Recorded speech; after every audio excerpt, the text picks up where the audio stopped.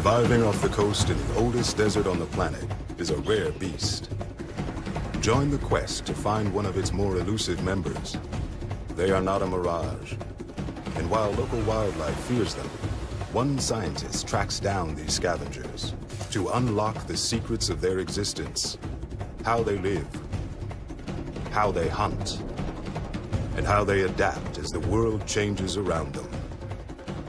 The key lies with a den mother named Tosca, and German scientist Ingrid Wiesel stops at nothing to find her on Hyena Coast.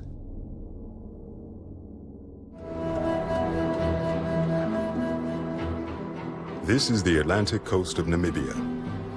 Here, an arid desert meets with powerful ocean winds, making some of the harshest conditions on Earth.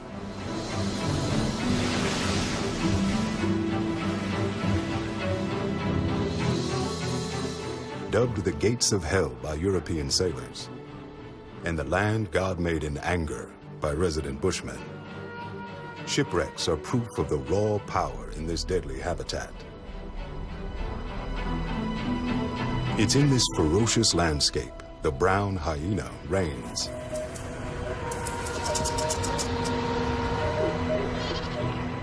The seal colonies hugging the shoreline are its hunting ground.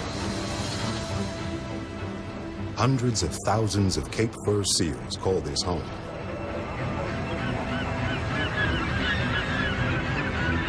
But living here has a steep price. The cost is sacrifice, paid in full to the brown hyena.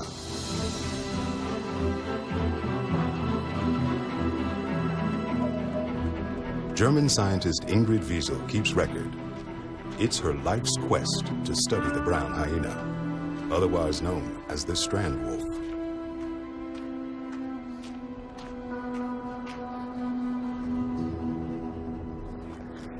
I'm trying to locate one of my female hyenas. Her name is Tosca. I haven't received her signal for a long time, and so I'm a little bit worried, and I'm not really sure what happened to her. She is the main breeding female of one of the clans that I'm studying, so finding her is really important to me.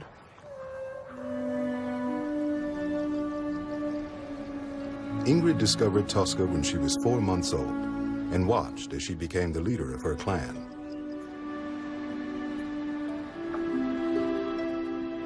Tosca is an extremely important hyena to me. I've known her for many years, but I've also known her mother, I've known her grandmother. She's basically the third generation of hyenas of the group that I started studying when I arrived here 17 years ago.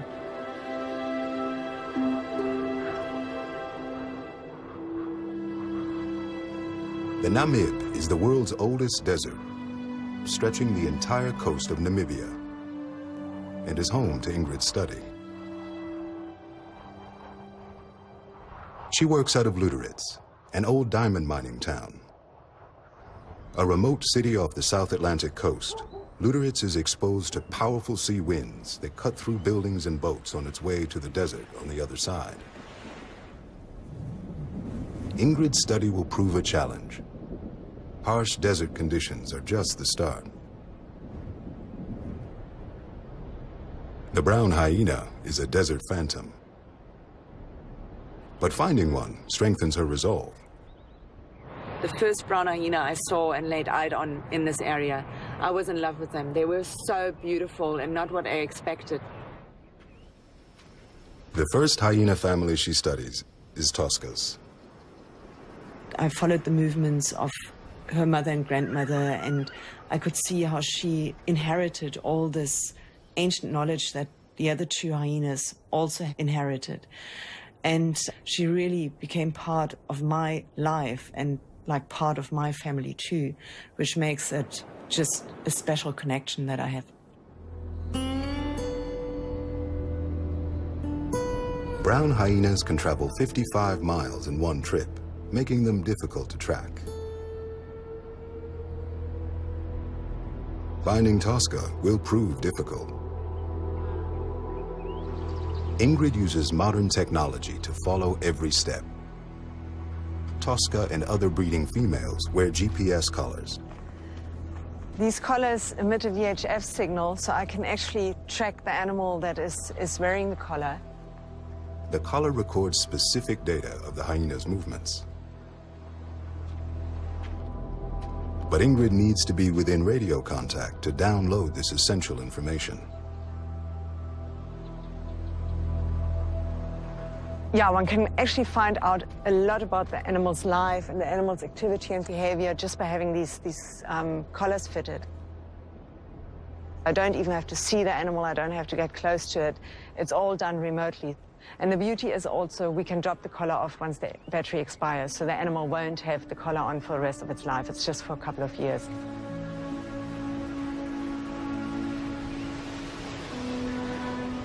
"17 years of study, and now Ingrid is the world expert on brown hyenas. Hyena lady is what the locals call her. Her research shapes our understanding of these elusive beasts. Collar data shows Ingrid's hyenas depend on a healthy seal population. Her search starts there. Originally thought to only scavenge on seal carcasses, Ingrid discovers these animals are true hunters. It's quite amazing what's happening there.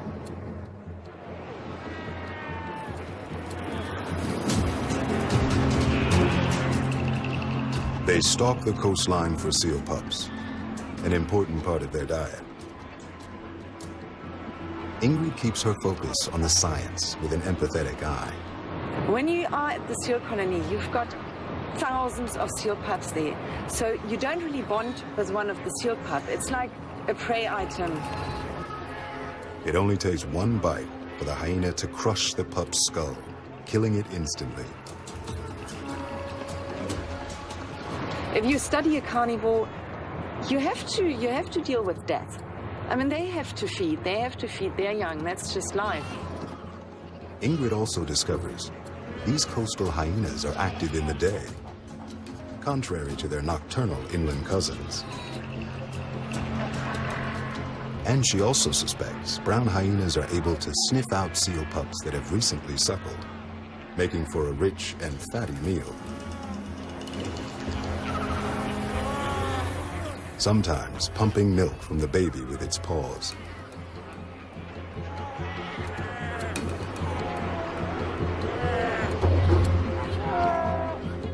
Ingrid watches on, but no sign of Tosca.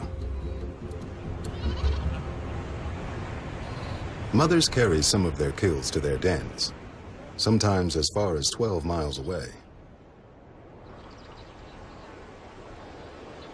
The secluded valleys where the dens sit are important to Ingrid's work.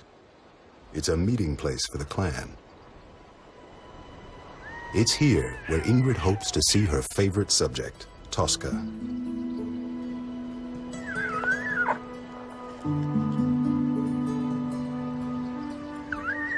It's actually females that are my favorite animals because that's the ones you observe with the cubs at the den the most. So obviously they grow to your heart and you see how much they have to work to raise the cubs. Typical dens average 4 adults who bring back food for the cubs.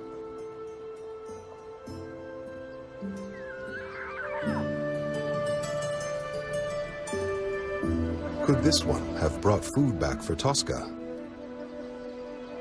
Black-backed jackals squat at this hyena den, aiming to find an easy meal.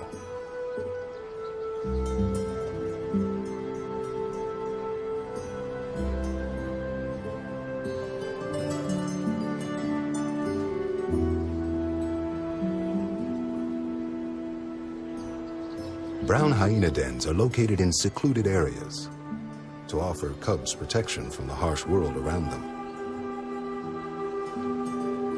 Cubs live here until they're 15 months old.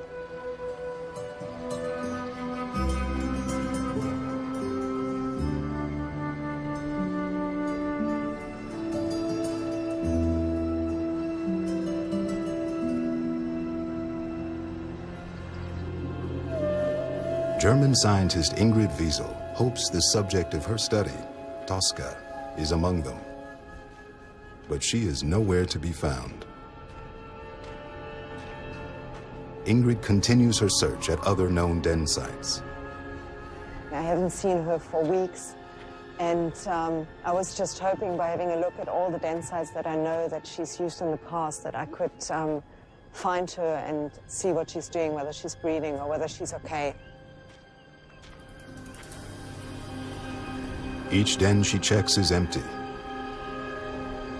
Bones litter the ground and prove this to be a busy den.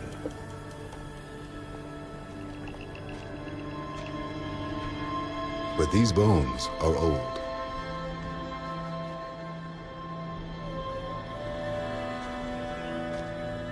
When her mum died, Tosca became the main breeding female of that hyena clan.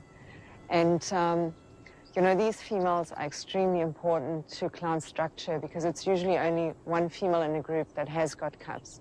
So for the whole dynamics of the clan, she is important. Ingrid searches all known den sites. No Tosca.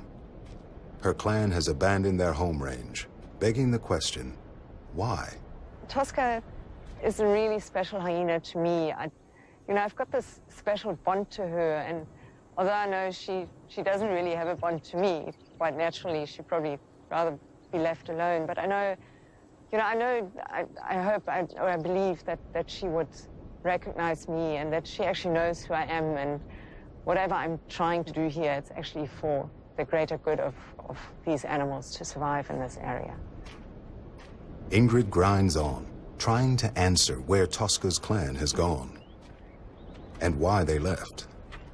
What do these great survivors know that she does not?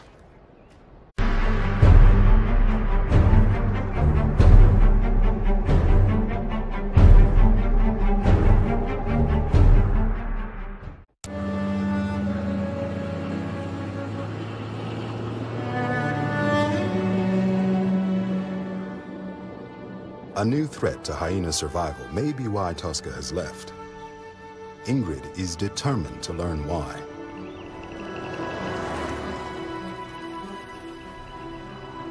She travels to the beaches of Van Rieenen Bay, where Tosca has been known to hunt.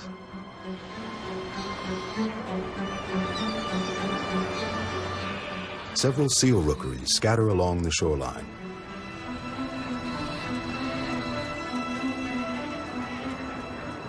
Ingrid treks to her observation post at the top of the cliffs north of the beach. She finds only jackals. There are quite a lot of jackals there today. Seal carcasses are plucked to fill their bellies. There are fewer seals this year, and the jackals grow desperate. A few try to take down a large seal pup. The pup remains close to its mother.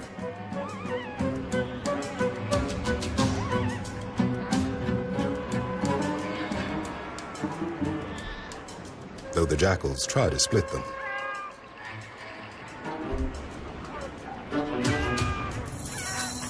They succeed.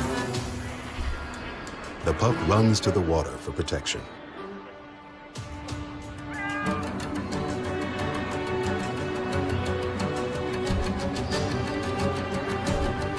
He's lucky.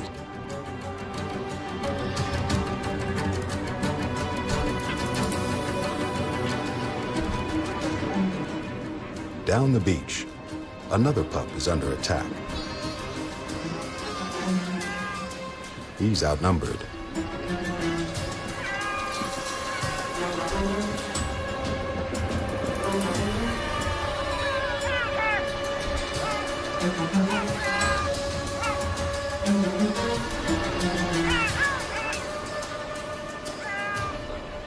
One jackal bites the throat.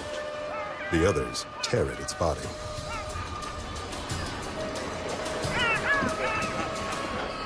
The 4 jackals have won. Others try to claim their prize.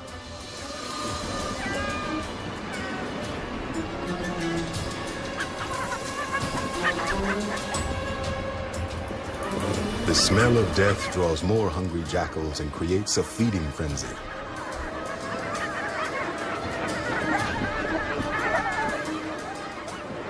It's quite amazing. It's a huge group of jackals just ripping this pup apart.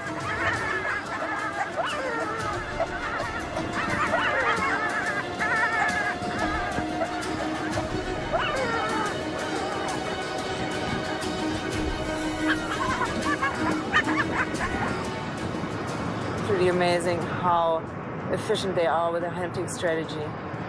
They've got these groups that form and they cooperate so brilliantly. They are true survivors, these jackals. There are dozens of jackals, but no hyenas. No Tosca. Ingrid's quest continues. 60 miles south of Lüderitz sits Baker's Bay. A large seal colony lives here. And this is where Ingrid goes next to find Tosca.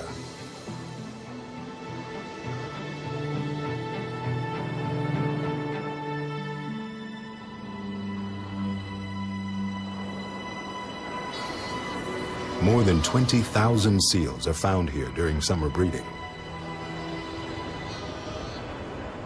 It's a perfect hyena hunting ground.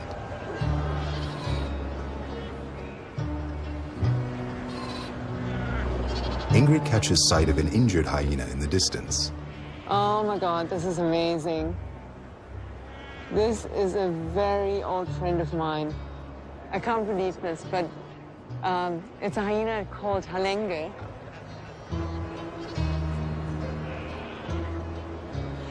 It's a hyena I collared many, many years ago. He was the first hyena that I ever collared with a GPS collar.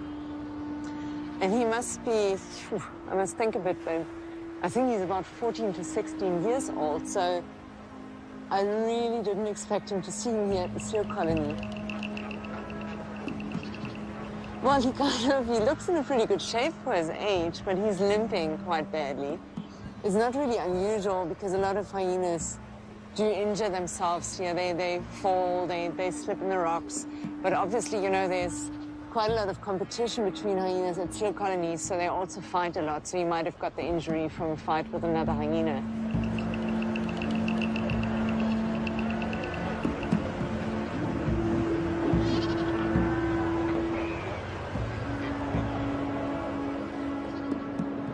He's out there at the colony, maybe to kill seals.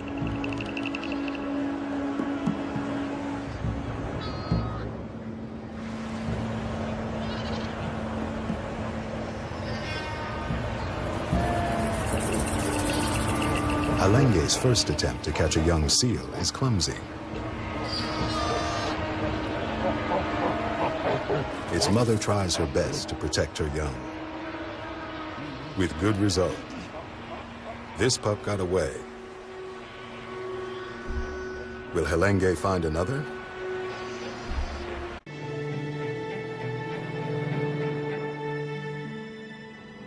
At Baker's Bay, Hyena, the first hyena Ingrid tagged, is on the hunt for food. And there he goes. There we go. Hyena proves he's a survivor. Wow, he still knows how to hunt. This is incredible. Few predators kill prey as fast as the brown hyena. This is what a successful hyena. To survive in the wild for all these years, it's amazing. Hyena takes aim on a second pup.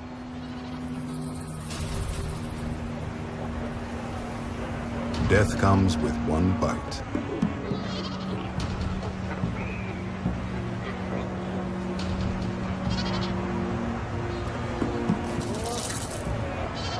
Hyena is on a killing spree.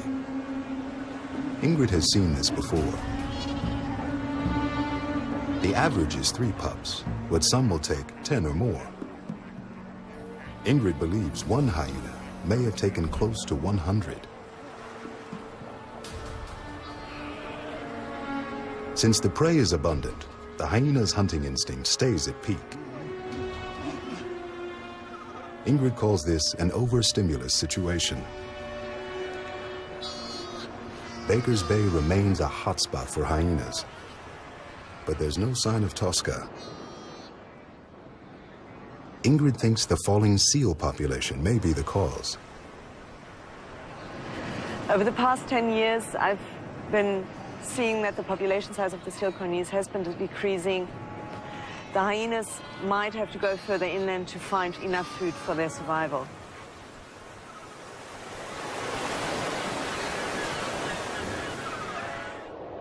Could Tosca be inland?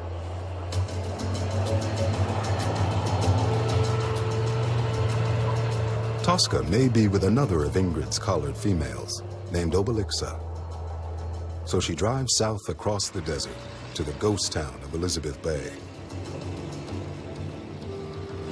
I haven't received her signal for quite a long time now, so I'm a little bit worried what's happened to her. And I want to see if I can find her today, just to see whether she's all right, and also to see if the collar is still working.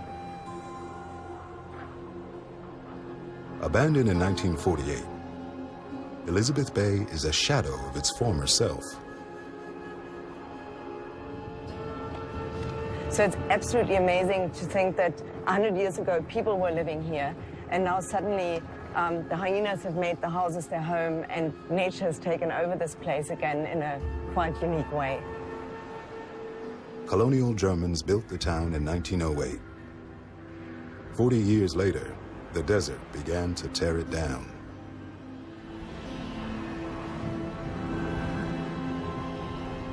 The unrelenting wind erodes every brick and stone, making way for its new residents, brown hyenas. Obelixa could be anywhere. Worse, she knows each nook and cranny of these buildings. Obelixa's signal now. It's very, very difficult to judge the direction of the signal with being between all these buildings, so it bounces off all the walls. And I know that Obelixa has got quite a few resting sites inside these buildings. So just in case if she's inside there, that we are not standing right in front of her and she hasn't got any way out, and, you know, we put ourselves in danger.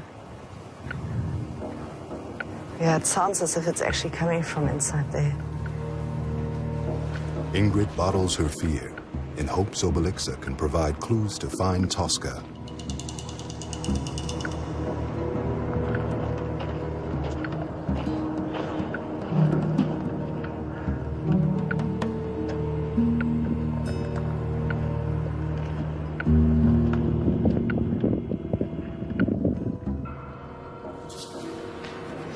I can get a signal from everywhere, but Obelixa likes to rest in these ruins, so I know of a very, very nice resting site here. And I just want to see if she's actually in there. But, no. See. This is the resting site over there. And you can still see all her footprints. They're relatively fresh. So maybe she's been here yesterday.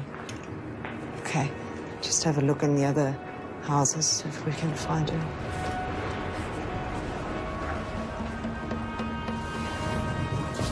There she is, there she is. She just came out there. Okay, she's walking around the building there. There she goes. She doesn't look bad. Obelixa is here. Tosca is not.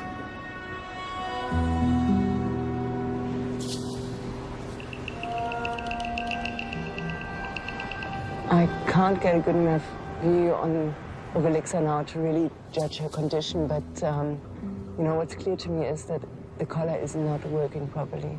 So what I'm going to do is I'm going to try to capture her to replace the collar. The data in Obelixa's broken collar may hold the key to finding Tosca.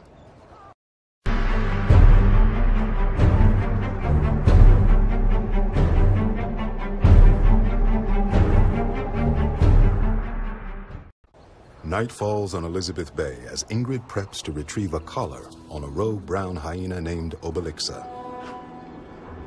Hartmut Winterbach, a wildlife vet, joins her. He readies a tranquilizer dart to knock Obelixa out to swap the old collar for a new one. Hartmut and Ingrid have done this before. They use the cover of darkness to take the shot. Brown hyenas are very shy animals. We can't use any white light as we won't disturb them. So we have to make use of technologies such as infrared technologies and night vision to be able to observe them.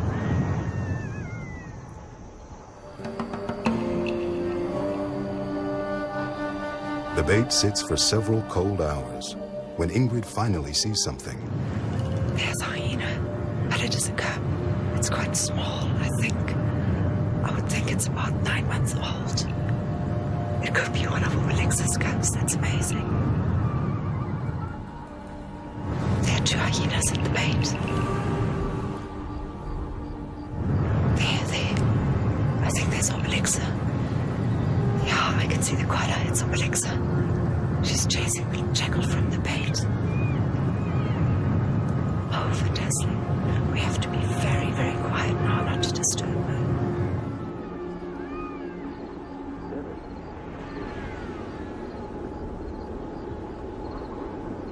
Hartmut takes aim and shoots. Obelixa doesn't make it far before she falls victim to the drug. She is asleep within 10 minutes.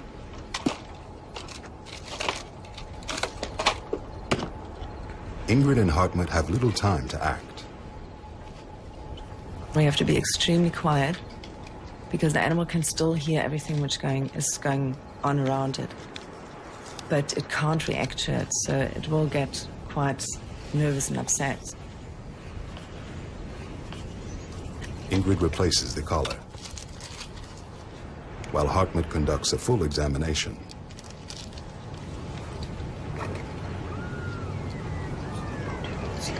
Ingrid uses tissue samples to track Obelixa's health, information essential to her work.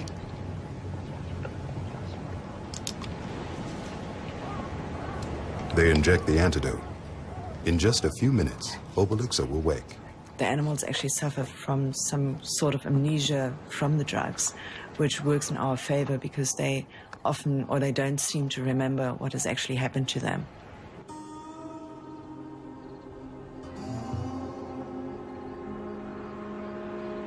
At first, she's unsteady, but within the hour, she'll be fine.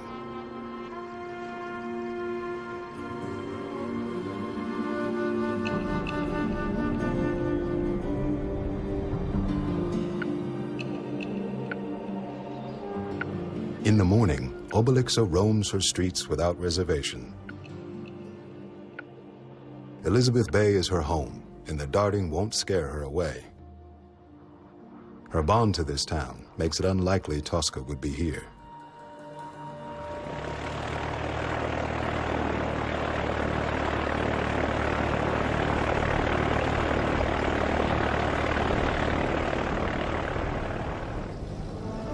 Now, Ingrid takes to the sky to continue the search.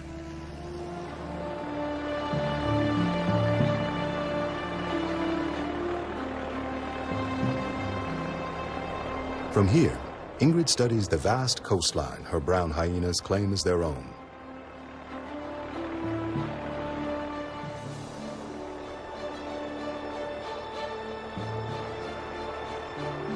Ingrid shifts the search to Atlas Bay, just south of Luderitz, where she knows of a large seal colony. I think I hear a very faint signal now. Oh, that's brilliant. Okay. She's found Tosca's signal.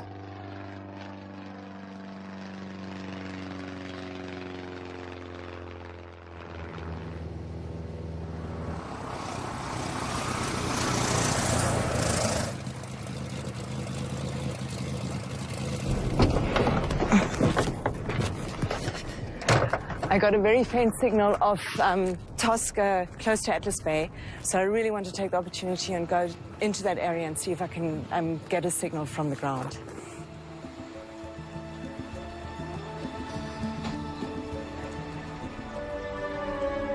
Ingrid heads to an old unused den in the hills near Atlas Bay. I just don't have any idea which hyenas could be here. It could be Tosca, which would be amazing.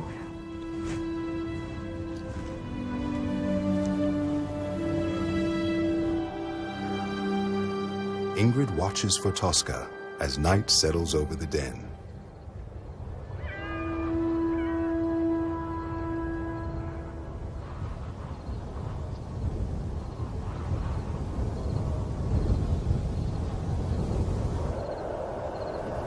Well, there are some hyenas that arrived.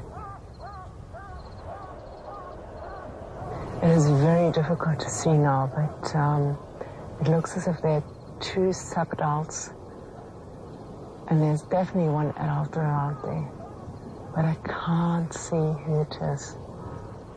You know, the only thing I can do is I have to set up a camera trap close to the den to actually get images of these hyenas to be able to identify them.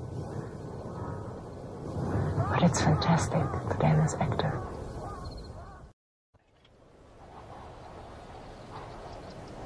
It's morning on the Namibian coast, and German scientist Ingrid Wiesel sets up a remote camera to learn more about a den of hyenas.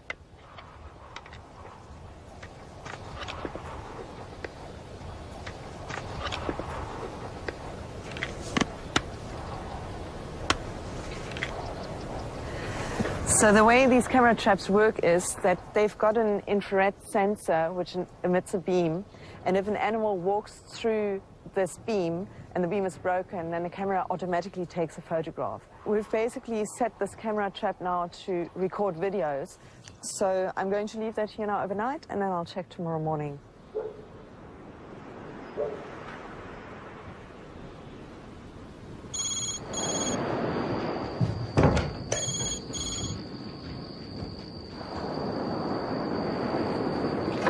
Hello? Oh, no, not another one. I got a phone call this morning that somebody found a dead brown hyena on the road. And from the area where he described he found this hyena, it could actually be that it is Tosca. So I'm really worried that we've got bad news.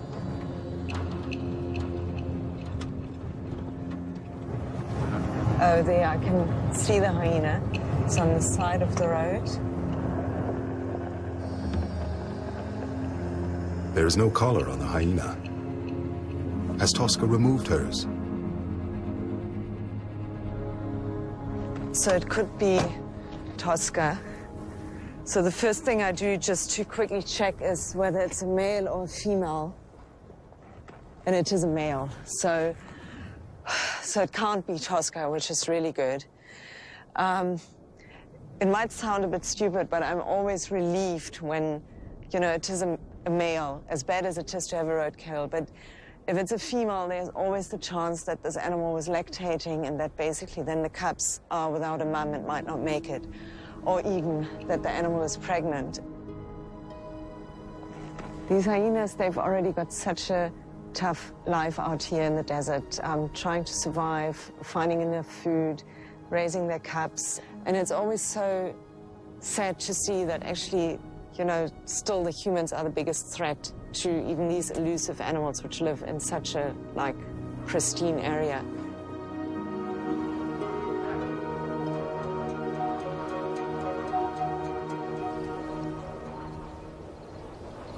Now Ingrid is eager to see if her camera in Atlas Bay has better news. I'm really excited to see what's on these photos. I hope I can ID some of the animals.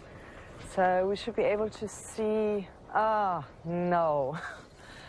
The hyenas managed again to get the equipment out despite all my efforts.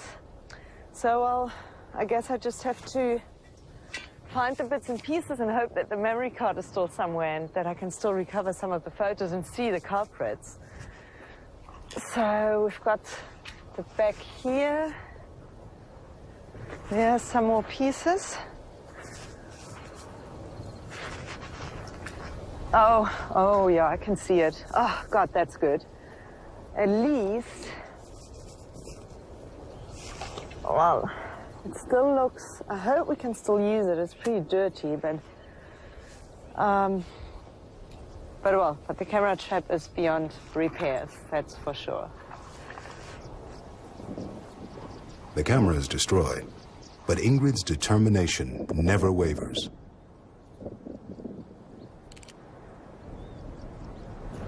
I'm just going to open a couple and see whether we've got hyenas on there.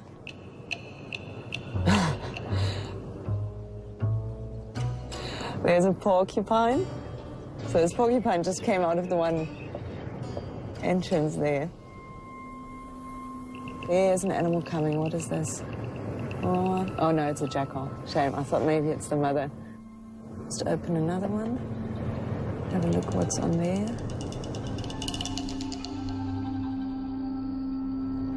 Oh. This is the one which ate my camera trap. It's just grabbed a piece, and I see it walking off with it.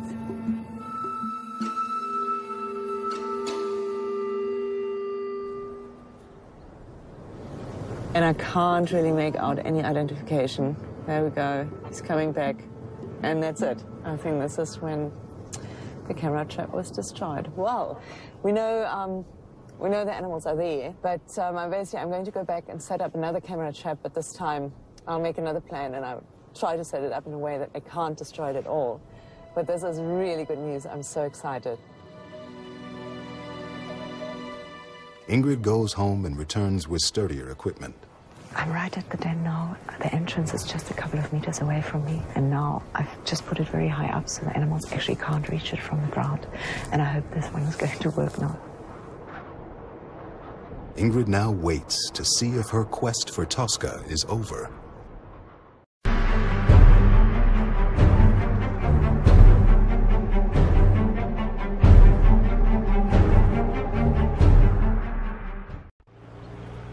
As Ingrid waits to see if her remote camera catches the main subject of her brown hyena study, she aims to answer another burning question. Why has Tosca's clan abandoned their home? The answer may be in the seal colony they used to prey upon. On this beach, you usually find marine carrion washed up. And I just want to see, oh, this is weird. God, I haven't seen this before. I'm quite concerned that there are actually hundreds of dead seals on this beach. This is incredible. You know, usually seal pups die within the first month of being born. That's when we find most mortality. But now the pups are 4 or 5 months old. They shouldn't actually die in these numbers. Massive seal mortalities like this may be the reason Tosca moved her clan. Rotting seal carcasses would only provide food for a short time. Tosca may have moved in order to keep her clan alive.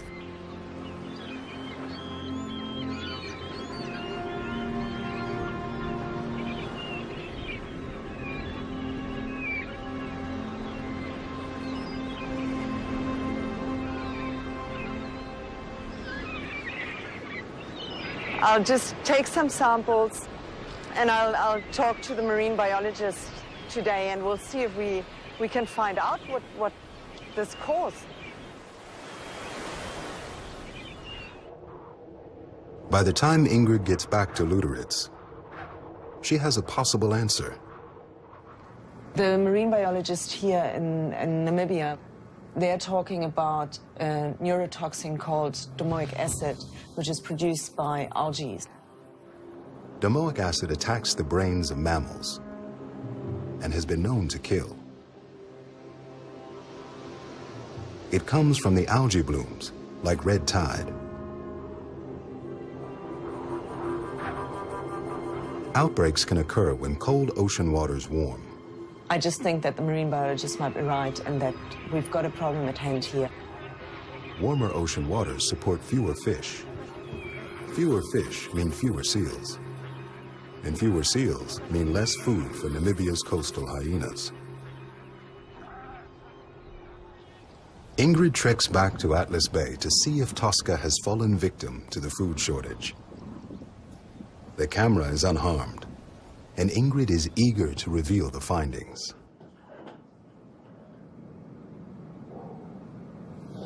Looks as if it's been like going on and off the whole night, so this is really exciting. I hope. Okay, those are 2 supper dogs. Just in front of the entrance. Lots of jackals, 4 jackals chasing each other, going to the den entrance. No, there's nothing on there. It's so often the case. There is an adult. Oh my God, this is unbelievable. She's got a collar, so I think, oh yeah, I can see her clearly now on the next video. That's Tosca. I can't believe it, she's there. Oh God, it's so amazing to see her again. Now she's digging at the entrance. Maybe she's planning to use it or just opening the entrance wider. Oh no, oh, there's a tiny little cub coming out. This is unbelievable. On the second one. And it looks, they are hers. I mean, this is incredible. They go straight to Tosca. Oh, they're probably 3 months old. They're not older than 3 months. They are tiny.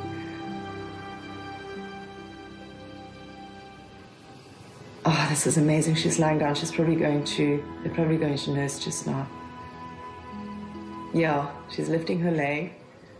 You can see that the 2 cubs are still, the 1 cub is already nursing, but the other one is still investigating, and it could actually be one of the first times that they come out of the den, because brown hyenas use natal dens, which are relatively small, and the cubs stay inside, so the mum basically just goes to the den, nurses them, but they don't come out. And then only later she moves them to a communal den where they start coming out and socializing with all the other animals. Ingrid's quest to find Tosca is over. But Tosca's journey is just beginning. This is great. This is better than I ever hoped for, finding her and her small little cubs.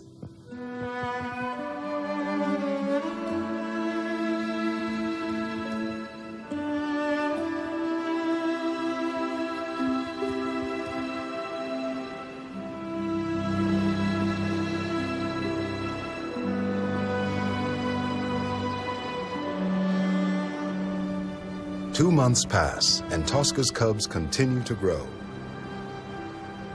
Now more confident, they play in the day. Their mother ever tender.